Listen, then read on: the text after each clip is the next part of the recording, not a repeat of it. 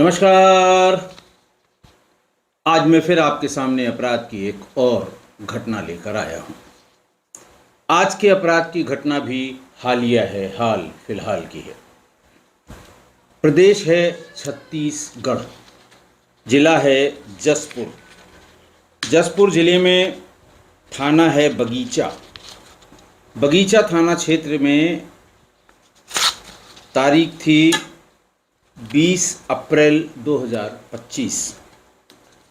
20 अप्रैल 2025 को गांव के कोटवार ने रोपा क्यारी नाले के पास एक महिला का सड़ा गला शव देखा, जो अंदाज से 4-5 दिन पहले का रहा होगा। उसने फौरन थाना बगीचा के थानाध्यक्ष को टेलीफोन से इन्फॉर्म किया और उनसे कहा कि इस तरह से एक महिला का शव यहाँ नाले पे पड़ा हुआ है, सड़क के किनारे।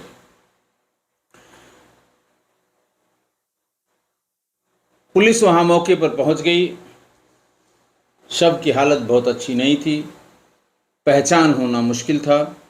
पुलिस ने अपने जो एसओपी के हिसाब से शव के पहचान के लिए जो कुछ कर सकती थी, पुलिस ने किया। लगभग 3 दिन बाद, 2 या 3 दिन बाद, यानी कल, उस महिला की पहचान हो पाई और ये पता लगा कि मृतका का नाम बसंती बाई है, जो महुआ पानी गांव की रहने वाली है। और पुलिस ने उसके पति के बारे में, जैसे ही महुआ पानी पहुंचे और फिर वो पता लगा कौन पति है, तो पता लगा पति जो है उसका नाम ढूलू राम है। और पुलिस उसकी तलाश करने लगी, ढूलू राम कहाँ गया। इस बीच पोस्टमार्टम रिपोर्ट आ गई और पोस्टमार्टम रिपोर्ट में महिला की मृत्यु सिर पर गंभीर चोट पैदा होने के कारण हुई थी। पुलिस ने फौरन घर वालों की तहरीर पर हत्या का मुकदमा लिख दिया और उसके बाद इन्वेस्टिगेशन शुरू की। गांव में जैसे ही पहुंचे तो लोगों ने जो चौंकाने वाली बात बताई, चौंकाने वाली बात ये थी कि बसंती बाई ढूलू राम की 10वीं पत्नी थी। 10वीं पत्नी। और लोगों ने ये बताया कि उसने 3 साल पहले तक, यानी 3 साल पहले से शुरुआत करके घटना के दिन तक 9 महिलाओं से लव मैरिज की। पहली महिला जो उसकी लीगली वेडेड पत्नी थी, यानी शादी करके जिसे ले आया था, उसके सिवा बाकी 9 के साथ उसकी प्रेम कहानी शुरू हुई और फिर शादी की उसने, शादी करके घर ले आया। घर में ऐसी कोई बंदिश नहीं थी कि नई बहू आई है या नई पत्नी लाया हूँ, गांव में नहीं जाएगी, लोगों को क्या बताएगी। जैसे सब पत्नियां रहा करती थीं, वैसे नई पत्नी को भी, यानी जैसे 7वीं आई उसको मार के भगाया, 8वीं ले आया, उसको भगाया या भाग गई, 9वीं ले आया, इस तरह से।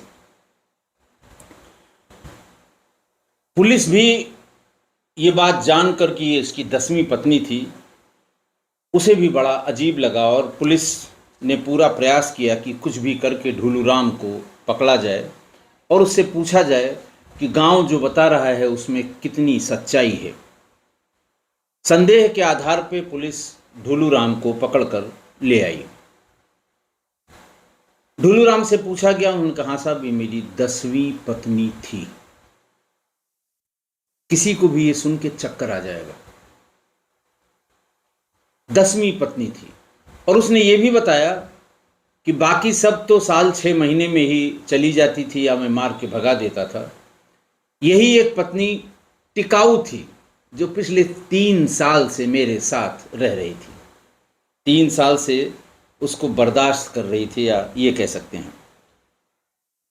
उसने ये बताया कि 17 अप्रैल की शाम को वो अपनी इसी पत्नी बसंती बाई के साथ भतीजे की शादी में गया था, जहां पांव पूजने का या उधर पैर पखारने का कार्यक्रम लंबा होता है। उसमें पहले मामा मामी, फिर माँ पिता और फिर उसके बाद तमाम नज़दीकी रिश्तेदार, फिर और जो कोई भी कन्या के विवाह में पाँव पखरना या पाँव पूजा या पाँव पूजी, ये बहुत ही इम्पॉर्टेंट कार्यक्रम होता है और बड़ा रिलीजियसली बड़ा पायस कार्यक्रम माना जाता है।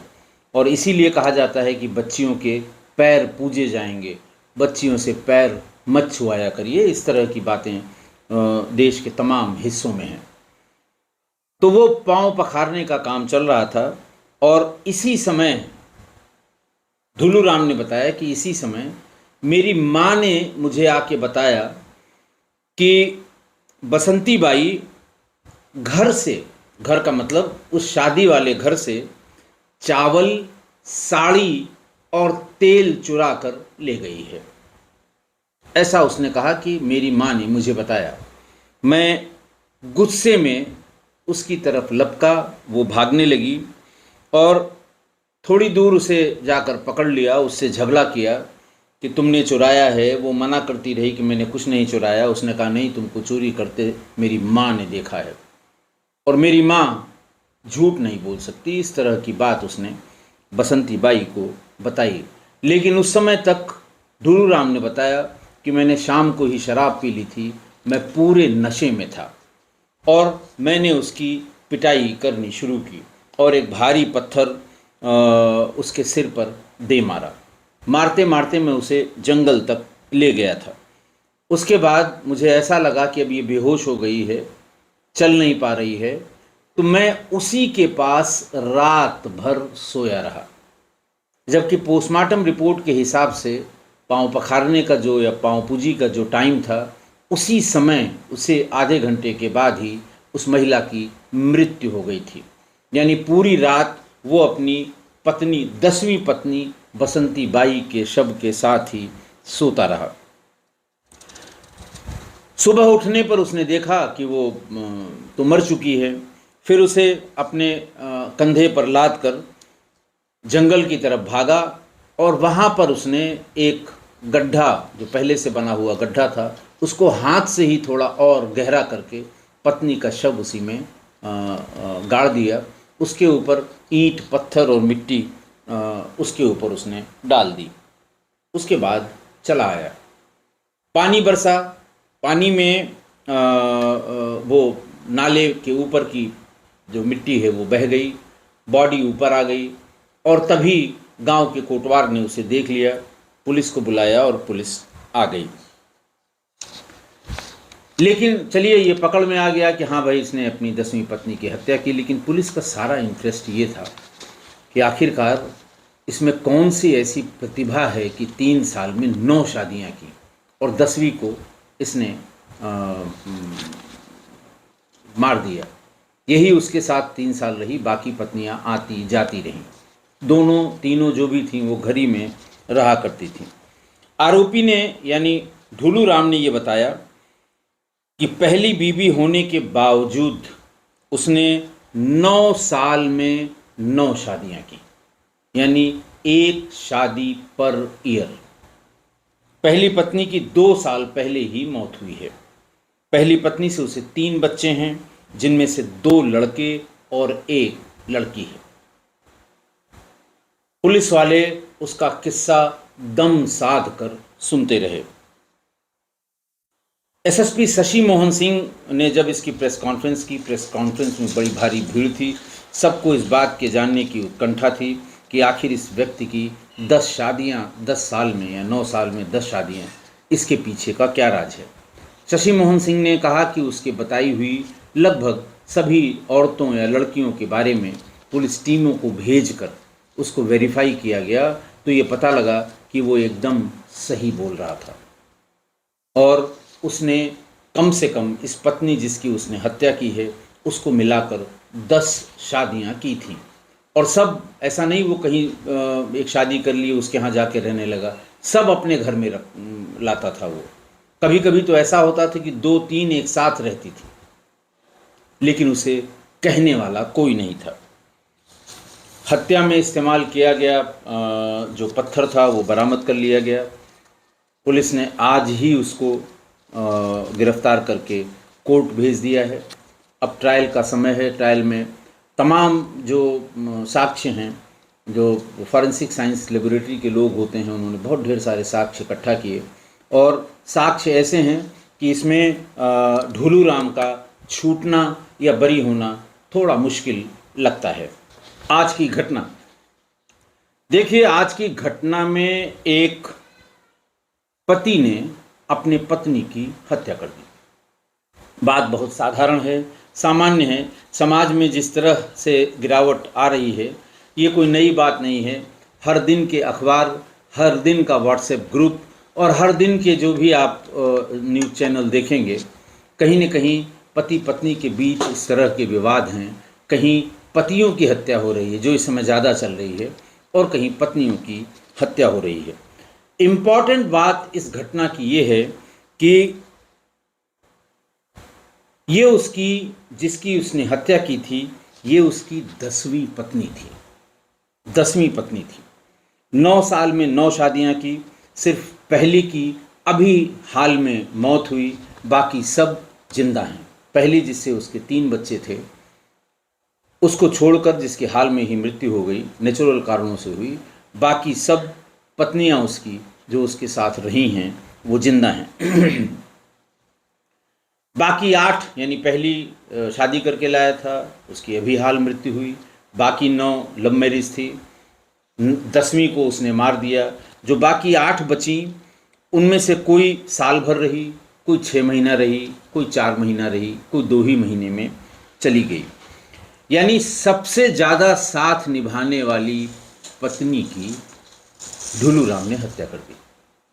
3 साल रही वो, सबसे ज़्यादा उसके साथ रही, लेकिन उसकी हत्या कर दी और लाश के साथ पूरी रात सोया। शराब पिए हुए था, पूरी रात सोया और सवेरे नशा उतरने पर उसकी बॉडी का डिस्पोजल किया। उसे एक जो बरसाती नाले होते हैं उसमें हाथ से मिट्टी हटाकर उसमें दबा दिया।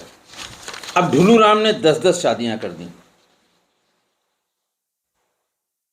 हमें नहीं पता कि जसपुर पुलिस ने ढुलू राम का मनोवैज्ञानिक परीक्षण कराया कि नहीं कराया, क्योंकि ऐसे प्रतिभाशाली व्यक्ति की प्रतिभा को दुनिया के सामने ले आना बहुत ज़रूरी था, बहुत आवश्यक था। क्योंकि आप अपने अगल बगल देखिए, जानने वालों में देखिए, लड़के बूढ़े होते जा रहे हैं और उन्हें एक अदद लड़की शादी के लिए नहीं मिल पा रही है। जवान होते ही सारे करतब दिखाने शुरू कर देते हैं, फिर भी 40 के हो जाते हैं और उन्हें शादी के लिए लड़की नहीं मिल पा रही है या शादी उनकी नहीं हो पा रही है। अगर किसी का भाग्य बहुत अच्छा है और उसकी शादी हो जाती है, तो उस एक औरत या पत्नी को निभाना उसके लिए भारी पड़ जाता है। दूसरी औरत की तरफ उसकी देखने की हिम्मत भी नहीं रहती। आजकल जो ट्रेंड चल रहा है उसके हिसाब से मैं बता रहा हूँ। और दूसरी तरफ ये पट्टा ढुलू राम, जो हर साल नई पत्नी ले आ रहा था। तो मैंने मनोवैज्ञानिक परीक्षण, इसकी साइकोलॉजिकल एनालिसिस, साइकोलॉजिकल एग्जामिनेशन बहुत ज़रूरी था कि ऐसा क्या था, ऐसी कौन सी बात थी जो इसे हर साल एक लड़की आने को भी इसके साथ तैयार हो जाती थी और बाज़ाब्ता पत्नी की तरह उसे अपने पास रखता था। अब आप सोचिए कि 10 में से सिर्फ एक की लीगल मैरिज हुई थी। लीगल मैरिज के मतलब वही बैंड बाजा बारात वाली शादी हुई थी, बाकी 9 लव मैरिज थी। यहाँ एक लव मैरिज चलनी मुश्किल हो जाती है, यहाँ एक शादी चलनी मुश्किल हो जाती है। यहाँ 40-40 साल के लड़कों को एक लड़कियाँ नहीं मिल रही हैं। और ये आदमी, इसकी फ़ोटो आप देखिएगा कम्युनिटी में, इसने 9 लव मैरिज की।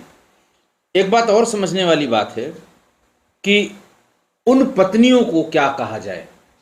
चलिए 1-2 का तो एक्सप्लेन करने वाले एक्सप्लेन कर देंगे कि भाई उसकी तबीयत खराब थी, उसे बच्चे नहीं हो रहे थे, इस तरह की बात। लेकिन जब 6वीं आई होगी उदाहरण के तौर पर, तो ऐसा नहीं था कि उसने सबके, जिसको ले आता था उस पर बंदिश लगाता था कि गांव वालों से नहीं मिलोगी, बाहर नहीं निकलोगी, काम नहीं करोगी। अव्वल तो उसे ये पता होगा कि 6वीं है या 7वीं है या 8वीं है। अगर नहीं पता होगा तो जब वो अपने गांव में घूमेगी तो गांव की महिलाएं बताएंगी कि तुम 7वीं हो या 6वीं हो या 8वीं हो, तब भी ये जानने के बाद भी कि उस क्रम में उसका कौन सा नंबर है, तब भी उसने साथ रहना गवारा किया।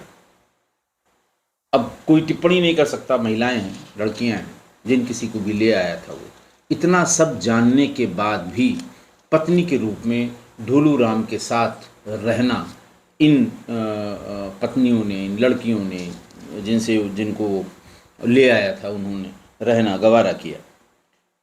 इसीलिए मेरा ये मानना है कि ढोलू राम की प्रतिभा का सबके सामने आना बहुत आवश्यक है कि किस ट्रिक से, किस जादू से इसने 10 महिलाओं को आकर्षित कर उनसे शादियां की। अगर आप लोगों को इस तरह का कोई हिंट, मतलब आप लोग इस तरह की कोई ट्रिक या इस तरह की कोई, जिसको हिकमत अमली कहते हैं, या इस तरह का कोई जादू आपके दिमाग में हो या आपकी जानकारी में हो, तो कोई अगर हिंट हो तो आप हमें ज़रूर बताइएगा। मैं अनुग्रहित होऊंगा आपकी इस जानकारी को पाकर। तो आशा है आप मेरा मार्गदर्शन जरूर करेंगे कमेंट्स में। आज के लिए इतना ही। बहुत बहुत धन्यवाद।